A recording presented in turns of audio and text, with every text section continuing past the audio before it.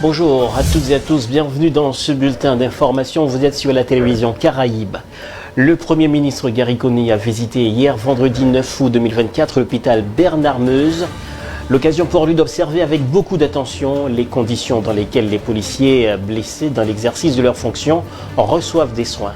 Le chef de la primature se dit fier de constater que le service est comparable à n'importe quel hôpital du monde. Le PM explique que cette visite s'inscrit dans le cadre de la vision du gouvernement d'accompagner les agents des forces de l'ordre blessés dans l'exercice de leurs fonctions. Autre point de l'actualité face aux exactions des gangs armés dans la région métropolitaine de Port-au-Prince. Le ministère de la Justice et de la Sécurité publique dit tristement constater une nette augmentation de la violence des groupes armés dans le pays, notamment à l'Arcaï et à Cabaret. Et ces violences ont fait fuir la population en si grand nombre de ces deux communes, sans oublier des pertes en vies humaines et des maisons incendiées. Une situation qui vient renforcer la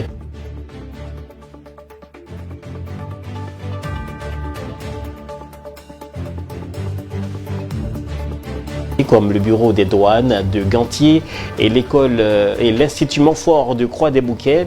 Pour contrecarrer les groupes armés, le ministère de la Justice annonce que des instructions claires ont été passées aux forces de l'ordre pour pallier cette situation de terreur et rétablir la paix publique.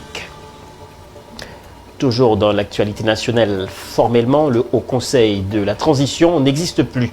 Par arrêté en date du 29 juillet 2024, rendu public ce vendredi, disons hier vendredi 9 août 2024, le Conseil présidentiel a rapporté celui du 21 décembre 2022 relatif à cette structure dont Myrland Maniga était jusque-là ou jusqu'ici la présidente au regard de sa mission qui consistait entre autres à contribuer à la définition des orientations stratégiques des pouvoirs publics à travers la création de conditions politiques et sociales pour le retour à l'ordre constitutionnel à travers des élections libres, crédibles et transparentes. Le HCT symbolise l'échec selon plus d'un. A rappelé que l'un de ses trois membres, en l'occurrence Laurent Saint-Cyr, fait partie active du Conseil présidentiel de la transition. Sur les quelques 103 000 fonctionnaires de l'administration publique, entre 8 000 à 10 000 ont quitté le pays. Plusieurs de ces absentéistes continuent de percevoir leur salaire. Selon le gouvernement, pour l'heure, aucun chiffre n'est disponible sur le nombre exact de contractuels au sein de l'administration publique. Selon le Premier ministre Gariconi, l'État haïtien travaille sur la question en vue de redresser la situation. Et pour finir, le Conseil présidentiel a publié hier vendredi 9 août dans un numéro spécial du journal officiel Le Moniteur l'arrêté portant création, organisation et fonctionnement de la conférence nationale. Il faut aussi annoncer que la 30e édition de Livre en Folie aura lieu le jeudi 15 août à l'hôtel Caribe Convention Center à l'occasion de la plus grande foire du livre. 84 auteurs pour 79 titres seront donc en signature.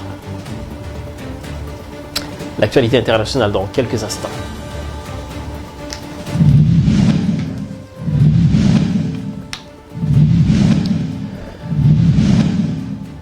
Incursion ukrainienne en Russie, une centrale nucléaire en danger. Selon Rosatom, les combats se poursuivent en Russie, dans la région frontalière de Koursk, samedi, pour le 5e jour consécutif après l'incursion ukrainienne. Les actions de l'armée ukrainienne constituent une menace directe pour la centrale nucléaire de Koursk. Alerte l'agence nucléaire russe.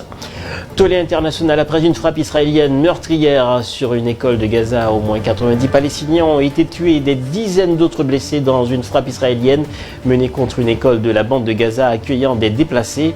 Selon la défense civile du territoire enclavé, l'ONU et l'UE notamment ont réagi à cette annonce.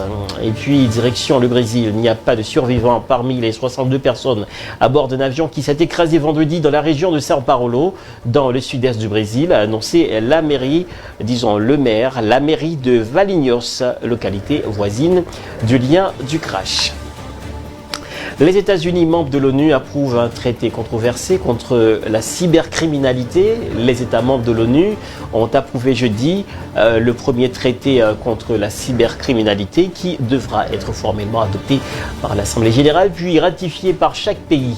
Les défenseurs des droits humains craignent que le texte soit utilisé par des pays qui criminalisent l'homosexualité ou qui en prennent aux dissidents et aux journalistes. C'est donc la fin de ce bulletin d'information. Merci de l'avoir suivi. Restez toujours sur la chaîne 22 pour la suite de nos programmes. Au revoir.